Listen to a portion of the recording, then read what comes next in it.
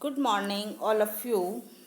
आज हम extension teaching method का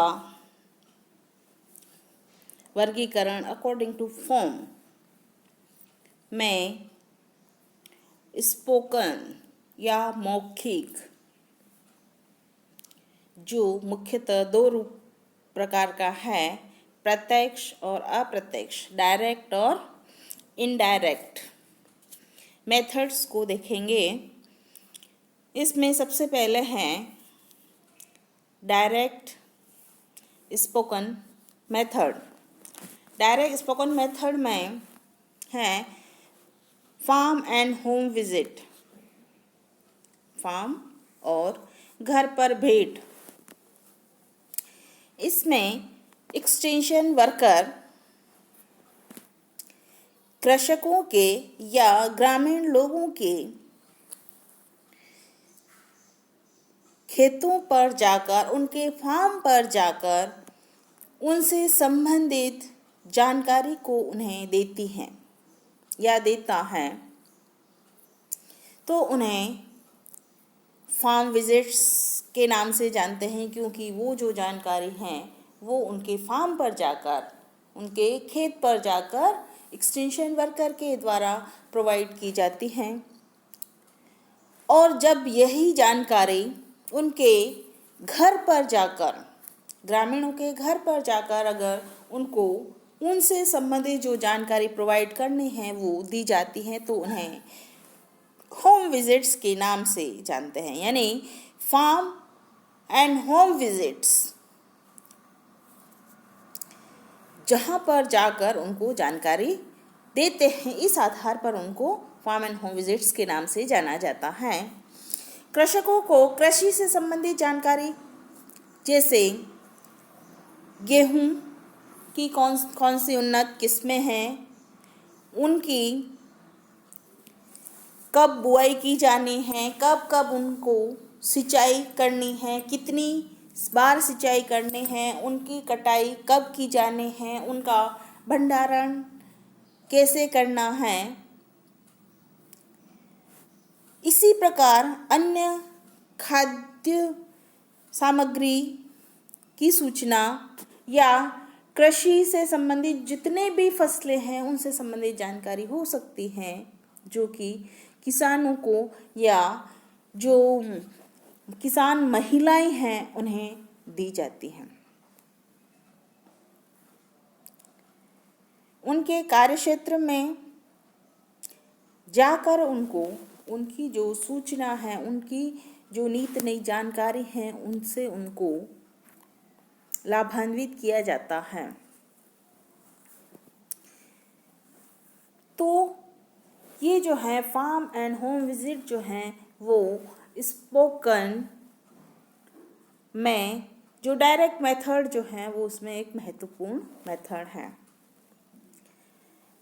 नेक्स्ट है कॉन्फ्रेंसेस। कॉन्फ्रेंस में एक ही विषय पर कई वक्ता उसके विभिन्न पक्षों पर अपने विचार प्रस्तुत करते हैं, है ना। इसका विषय एक ही होता है, लेकिन उस विषय पर कई वक्ता उस विषय के कई पक्षों पर अपने विचार जो रखते हैं। तो कॉन्फ्रेंस भी मौखिक माध्यम में जो प्रत्यक्ष प्रकार है उसका एक महत्वपूर्ण माध्यम है। नेक्स्ट है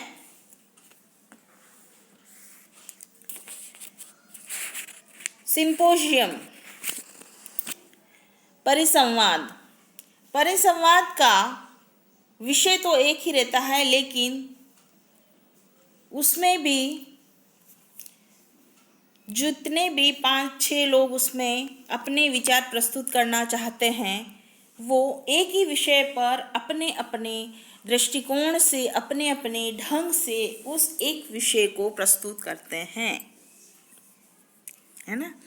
जो परिसंवाद है उसमें टॉपिक एक ही है, लेकिन वहाँ उपस्थित लोगों में से जितने भी लोग अपने विचार उस टॉपिक पर प्रस्तुत करना चाहते हैं वो प्रस्तुत कर सकते हैं। जैसे नई शिक्षा नीति और संस्कृति, ये एक टॉपिक है। इस टॉपिक पर वहाँ उपस्थित समूह में से जितने भी लोग अपने विचार व्यक्त करना चाहते हैं वो अपने विचार व्यक्त कर सकते हैं। इसका अगला और महत्वपूर्ण माध्यम है ग्रुप डिस्कशन, समूह चर्चा। समूह चर्चा में 2 से अधिक व्यक्ति होते हैं और 20 से 25 व्यक्तियों का जो समूह होता है वो सबसे उपयुक्त समूह होता है। वो न ही बहुत बड़ा होता है और न ही बहुत छोटा होता है। वो एक उचित या उपयुक्त समूह है जिन्हें नए ज्ञान से, नई तकनीक से लाभान्वित किया जाना उचित रहता है। उन सभी का उद्देश्य समान होता है। जो ग्रुप होता है उनका सभी का जो उद्देश्य है वो समान होता है और उस उद्देश्य को प्राप्त करने के लिए सभी जो है वो सामूहिक रूप से प्रयास करते हैं, है ना। तो ग्रुप डिस्कशन जो है वो एक प्रभावकारी मेथड है और एक साथ कई जो समूह में जितने भी लोग विद्यमान हैं उन सबको उस एक टॉपिक से संबंधित, उनके उद्देश्य से संबंधित जानकारी दी जा सकती है। जैसे एक ग्रुप है, उनको आम की उन्नत किस्मों के बारे में अगर जानकारी प्रदान करनी है तो उस पूरे समूह को आम की कौन कौन सी किस्में होती हैं, उनको किस किस्म को कब लगाया जाना है, उसकी हर एक किस्म की देखभाल जो हो कैसे करनी चाहिए, कौन सी किस्म का पौधा कब या कितने समय बाद फल देना प्रारंभ करेगा, उस फल को किस तरीके से प्रिजर्व करना है और किस तरीके से उसको मार्केट तक पहुंचाना है, ये सब जानकारी जो है वो उस ग्रुप को दी जाती है। आई बात समझ में आप लोग को। दूसरा इसका प्रकार है ऑफिस कॉल्स, जो प्रत्यक्ष मौखिक विधि का प्रकार है। ऑफिस कॉल्स, जब कार्यालय के किसी व्यक्ति को कार्यालय से संबंधित कोई सूचना देनी है या उससे संबंधित कोई सूचना कार्यालय उपयोग हेतु लेनी है, तो ऐसी स्थिति में ऑफिस कॉल्स का प्रयोग किया जाता है। उस जानकारी को शीघ्र प्राप्त करने के लिए ऑफिस कॉल्स के द्वारा वो जानकारी जो है वो जुटाई जाती है। तो यह भी एक प्रत्यक्ष मौखिक का अच्छा माध्यम है। नेक्स्ट है व्याख्यान या लेक्चर। मौखिक प्रत्यक्ष माध्यम का व्याख्यान जो है वो सबसे पुराना और अधिक प्रचलित माध्यम है। सरल है और सभी के लिए उपयुक्त है, इसलिए इसका जो प्रयोग है वो अधिकाधिक किया जाता है। व्याख्यान के द्वारा अधिक से अधिक जो है वो जानकारी प्रदान की जाती है। जितने भी शैक्षणिक संस्थान हैं उन सभी में अधिकांश इस विधि के द्वारा छात्राओं को, विद्यार्थियों को जानकारी जो है वो प्रदान की जाती है या उनको अध्यापन जो है वो कराया जाता है।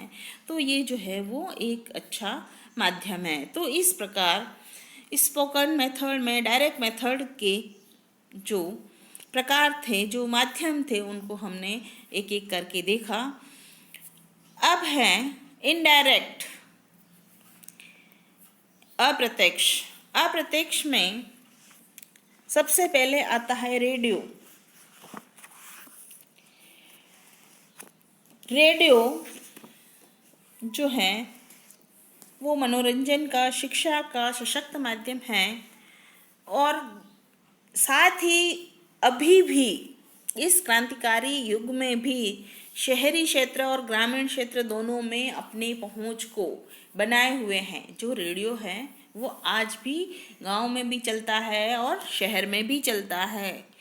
और ये जो है शिक्षित, अशिक्षित, अल्प शिक्षित लोगों के लिए उपयोगी, मतलब अशिक्षित हो, अल्प शिक्षित हो, सभी के लिए यह उपयोगी है। उसमें खर्चा कम होता है और इसमें सभी प्रकार की नित्य नई जानकारियाँ जो हैं वो इसके माध्यम से लोगों तक पहुंचाई जाती हैं। है बात समझ में? तो अप्रत्यक्ष में जो रेडियो जो है वो एक अच्छा प्रसार शिक्षण विधि है। नेक्स्ट है टेलीफोन कॉल्स। किसी व्यक्ति को आवश्यक जानकारी देनी हो या उससे आवश्यक जानकारी लेनी हो तो टेलीफोन कॉल्स के द्वारा भी उससे अप्रत्यक्ष रूप से जानकारी जुटाई जाती है, उससे प्राप्त की जाती है। तो यह भी एक प्रसार शिक्षण का अप्रत्यक्ष माध्यम है। नेक्स्ट है रिकॉर्डिंग्स। रिकॉर्डिंग्स भी अप्रत्यक्ष माध्यम के अंतर्गत आता है। इसमें किसी भी जानकारी की रिकॉर्डिंग हो सकती है, जैसे युवाणी आकाशवाणी पर एक युवाओं का प्रोग्राम चलता है, उसमें युवाओं से संबंधित कार्यक्रम की रिकॉर्डिंग की जाती है, जैसे उनको रोजगार कैसे दिया जाता है या वर्तमान में उनके रोजगार के क्या अवसर हैं, उनको किस क्षेत्र में जाना है तो उसकी तैयारी कैसे करनी है, या महिलाओं के लिए कार्यक्रम हैं तो उनकी रिकॉर्डिंग की जाती है और उनको आकाशवाणी के माध्यम से प्रसारित किया जाता है। तो रिकॉर्डिंग जो है वो भी एक अप्रत्यक्ष माध्यम है और अच्छा माध्यम है, उसके द्वारा भी जानकारी लोगों तक पहुंचाई जाती है और जब चाहें तब उस रिकॉर्डिंग की जानकारी प्रसारित की जा सकती है।